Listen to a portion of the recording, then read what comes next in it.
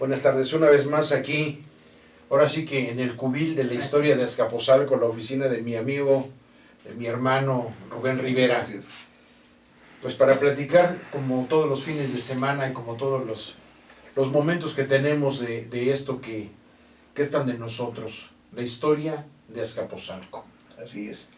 Esta historia que nos permite pues vincularnos y seguirnos arraigando, ¿no? Porque si tenemos este sentimiento de pertenencia, creo que tenemos origen y podemos buscar la trascendencia a partir de ese punto.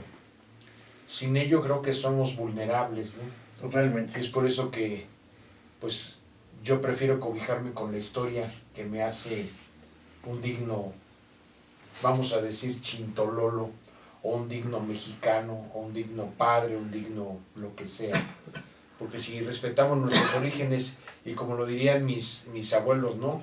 El que no respeta a la mamá, pues ya no respetó nada. Si respetamos nuestro hogar y nuestro punto de partida, pues creo que a partir de ahí crecemos, damos nuestros primeros pasos en la vida, como creo que fue el caso tuyo, ¿no, mi hermano? Así es, efectivamente. Si no tenemos historia, no tenemos identidad. Y si no tenemos arraigo, Mucho menos, ¿no? Yo así es. creo que para nosotros, la gente de Azcapotzalco, nuestra historia es de lo más importante que hay en el país.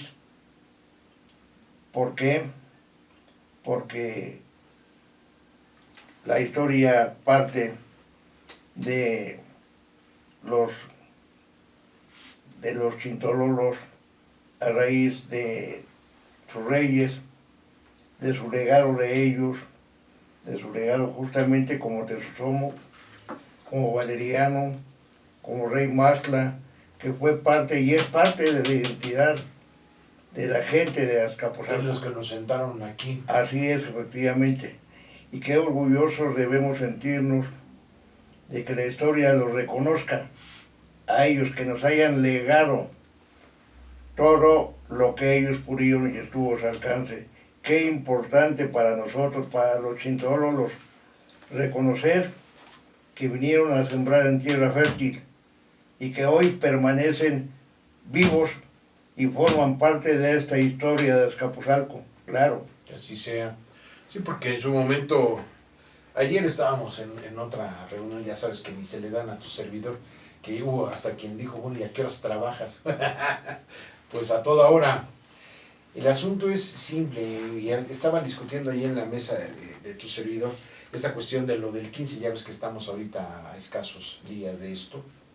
Esta cápsula saldrá un día después, pero de alguna forma u otra, pues ya es que decían que habían cambiado por Porfirio Díaz el día y todo esto, y pues hablando con otras personas que están más metidas en toda esta vena histórica, pues se hablaba, por ejemplo, de que en algún momento dado el presidente Juárez había hecho el grito cuando andaba, ahora sí que por toda la República y en la carreta traía todo el asunto, por toda esta situación que se dio de guerra y de inestabilidad, dio el grito allá por el norte, precisamente el 15, porque esto ya viene de mucho antes.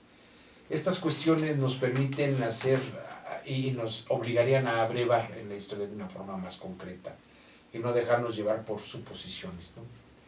Sin embargo, yo aquí a lo que quisiera aludir es a, pues a ti te deben de haber tocado algunos gritos aquí en la demarcación. Yo creo que desde cuando el palacio era lo que actualmente es la Casa de Cultura, ahora Casa de Cultura, pero antes era el palacio, que fue tantas cosas, fue cárcel, fue incluso estacionamiento de mulas cuando había esas góndolas que eran arreadas ahí en los rieles, porque pues tuvimos tranvía, tuvimos tantas cosas. Claro.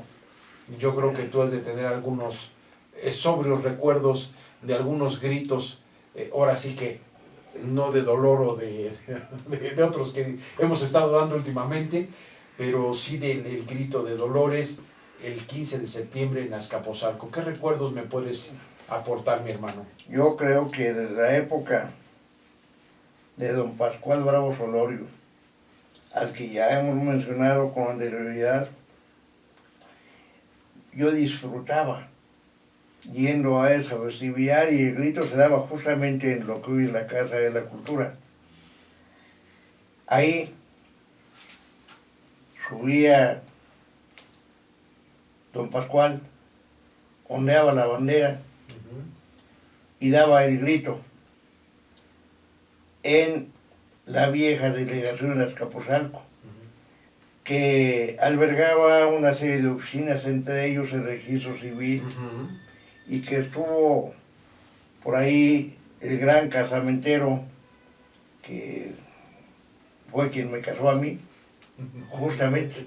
Oye, entonces tú también te casaste en Casa de Cultura. Yo mi primer matrimonio fue también en que entonces estaba ahora sí que el registro civil ahí en Casa de Cultura. Bueno, lo cierto es que el registro civil se encontraba en ese espacio, aunque a mí me fueron a casar a mi domicilio. Igual a tu servidor. No, el gran casamentero de aquella época, no recuerdo el nombre, pero fue ampliamente conocido, muy famoso, como el número 1 de los casamenteros.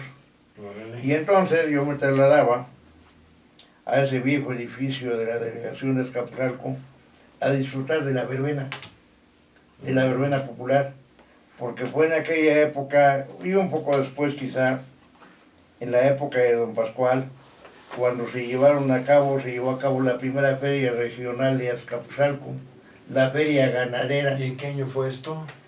De los 50 para adelante. Y para ser precisos, en el año de 1954, cuando se inicia la feria ganadera con un profundo éxito, porque Azcapotzalco ¿Será cuenca lechera, bro? Era una cuenca lechera justamente, y había aquí grandes sembradíos y grandes establos. Había notable cantidad de establos que, por mala suerte diría, en la época de don Luis Echeverría, decidieron sacar la cuenca lechera y llevarla a otros estados, como Hidalgo, por ejemplo. Pero eran unas fiestas increíbles en donde aquellos dueños de establos sacaban a sus animales para exhibirlos en esa feria ganadera, y además eran premiados. Y participaba gente de San Martín Chinagua, de San Marcos, de San Andrés, por ejemplo, y eran unas verbenas increíbles que se disfrutaban, porque también después de que daban el grito se llevaba a cabo ahí un baile, justamente en la parte de arriba de lo que es hoy la Casa de la Cultura, la vieja delegación política. Hagamos una pequeña pausa y regresamos. Y antes del corte me decías que los bailes ahí en la planta alta de lo que actualmente es Casa de lo que hoy es la Casa de la Cultura, el Salón Tesosomo que ahora conocemos. Incluso debo señalar que dentro de esas festividades de los bailes se permitía en los bailes tomarse la copa, en aquella época. Y había una persona que, por cierto, mucho tiempo su vida la dedicó a los mercados, que era la que organizaba justamente esos bailes, esas verbenas. Y claro que disfrutaba, y posteriormente, muchos años después, todavía continué asistiendo a esos gritos, porque además era nuestra diversión. No teníamos a dónde acudir, y nosotros, el pueblo de Azcapotzalco, se aglutinaba posteriormente en lo que hoy es el centro cívico de esta delegación de Azcapotzalco. Entonces para mí era bien interesante, porque lo disfrutaba, y lo disfrutaba de carácter familiar. Pues sí, porque era un disfrute, era una fiesta familiar, era una fiesta que nos vinculaba con nuestro origen y con nuestra independencia. Efectivamente. Y yo lo disfruté muchísimo. Llevaba a mi familia para escuchar el grito. No íbamos a otra cosa sino escuchar el grito, y regresábamos satisfechos, contentos de haber participado físicamente en esas famosas verbenas de los gritos del 15 de septiembre en Azcapotzalco. Por supuesto, ¿cómo olvidarlo? ¿No? Si forma parte de nuestra propia esencia, forma parte de nuestra historia, esa y muchas otras cosas. De nuestra propia identidad como azcapotzalquenses, como chintololos, como tepanecas, como como ciudadanos de este gran país que es México. Efectivamente. Y bueno, y tantas semblanzas, tantas historias. Alguien hace unos días preguntaba por medio del Facebook en relación a la famosa, decía, hormiga o araña que está en la torre de la Catedral de Azcapotzalco, y cuál era el significado de esa hormiga, de esa araña. Y yo me atrevo a asegurar que no se trata de ninguna araña, que es una hormiga que la leyenda dice que esa hormiga asciende, va escalando la torre, y que cuando llega al final de esa cúpula, de esa torre, serán señales del fin del mundo. Como dicen de las obleas, que cuando las obleas vuelen, será la señal del fin del mundo, o cuando las abejas se acaben, será señal de lo mismo. No me digas eso porque tenemos ya problemas con las abejas. Pues lamentablemente, ¿no? Y lamentablemente creo que hay muchas cosas que se convierten en realidad, pero lo de la leyenda de la hormiga, bueno, pues ahí está, yo no veo que avance, desde que yo recuerdo. Y pidamos que no avance, porque si no que nos paran. Sigue en el mismo sitio, pero ese tipo de interrogantes que quedan, y que las leyendas nos dejan esa semblanza, esa historia, esas anécdotas, de que esa hormiga sube, y cuando llega al final, será el fin de todo, de la existencia del mundo, de la existencia quizá del ser humano, no lo sé, pero pues ahí tenemos una vivencia muy clara, y finalmente todo eso es historia. Historia de Azcapotzalco. Sí, pues de alguna forma u otra, ¿no? Como nos decían en programas anteriores, la historia del borracho loco, ¿no? El borracho loco. Todavía por ahí tengo algunos comentarios en el Face personal. Que por cierto, muy comentados, sinceramente, pero bueno, son cosas que sucedieron y que son cosas inevitables. ¿Y por qué no? Pues la gente también debe estar enterada de esas anécdotas, porque forma también parte de esta historia. Somos ahora sí que habitantes y somos parte de este, vamos a decir así, pueblo. Bueno, pues volviendo al punto de las festividades del 15 de septiembre, qué increíble era. La disfrutamos, quizá porque no teníamos otra cosa que hacer, no teníamos recursos, que seguimos igual. Pero de todas maneras, antes con aquel anhelo de que se llegara el 15 de septiembre, de ir a los buñuelos, de ir al confeti, de esperar a que sonara la bandera, tantas y tantas cosas. Al desfile otro día. Que tantas y tantas cosas que disfrutamos, y que sinceramente creo que muchos nos hemos olvidado.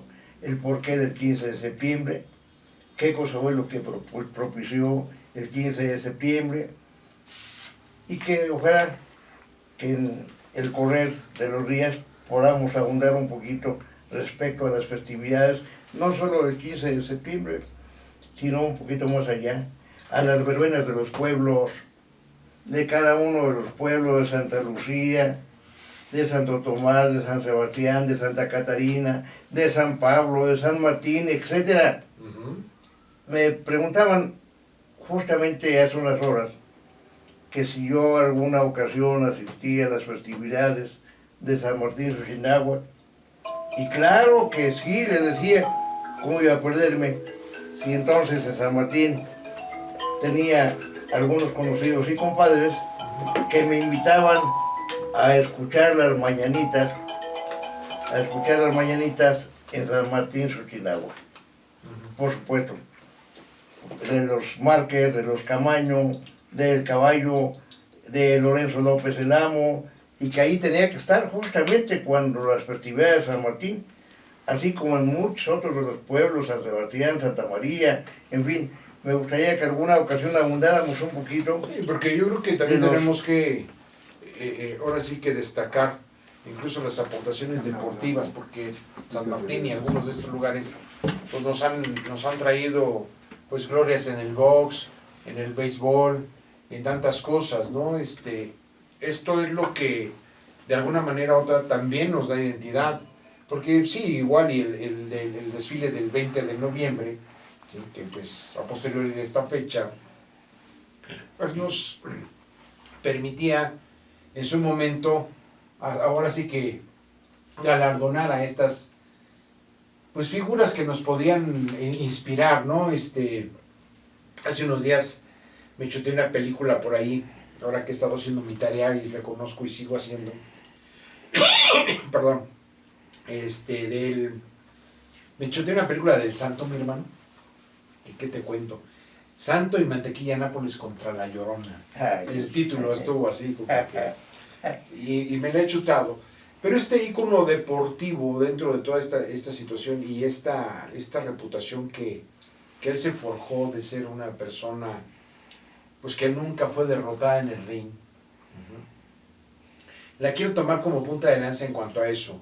En Azcapotzalco, ¿cuántos de nuestros peloteros y de nuestros boxeadores y de nuestra gente que está metida en esto, pues nos dio lustre y nos dio en un momento dado, pues vamos a decirlo así, historia que debemos presumir en Azcapotzalco? Pero vamos a continuar esto después del corte. Y como te decía antes del corte, mi hermano, el que buscásemos poner ahora sí que en la mesa de, como dirían la gente de la que provengo, del diario, en la mesa del diario, pues el que no se nos olviden los nombres de nuestros atletas, de nuestros próceres, porque quisiera ir hilvanando esto, ¿no? O sea, el cura Hidalgo me dio libertad, me dio independencia, el siervo de la nación y toda esta gente que derramó su sangre por este país que hoy es nuestro hogar. Pero también esta parte que nos ha venido a aportar, dándonos identidad y dándonos lustre, no solo en la batalla, sino en el ámbito deportivo, en el ámbito histórico, cultural. Son tantas cosas de las que debemos sentirnos orgullosos y tenerlas aquí en el ahora, porque pareciera que el resto del año se nos olvida Hidalgo y para fin de año se nos olvida Zapata, se nos olvida Villa, se nos olvida tantas cosas, claro, ¿no? Claro. El 5 de mayo es cuando nos acordamos que hubo poblanos que derrotaron a un ejército De la General poderoso. Zaragoza. Entonces, ¿por qué no tenerlos aquí y ahora? Bueno, se tocó un punto bien importante de un ícono de la lucha libre, del Santo. Tuvo desde luego la suerte de nacer en una época en donde todo era una novedad y que cautivaba su nombre, el Santo, y que además compartía la lucha con Black Charo, con Blue Demon, con Enrique Vera, con Rito Romero, con el enfermero, con el cavernario Galindo, en fin, una serie de íconos que hoy pareciera ser olvidados por la historia del deporte. Y en Azcapotzalco teníamos un luchador que profesionalmente se llamaba Jackie Rocha, un luchador de aquella época que terminó prácticamente su trayectoria, su carrera en los baños del Tíber. Ahí trabajaba finalmente. Tuvimos aquí luchadores como el Exótico, Lalo el Exótico, también de aquella época. Y continuando con esa gama de deportes, de atletas, entre otros que dieron brillo justamente, que dieron lustre a Azcapotzalco en todas las ramas deportivas. Y que aprovecho la ocasión, ¿por qué no?, para que la gente opine y se constituya en Azcapotzalco el Salón de la Fama.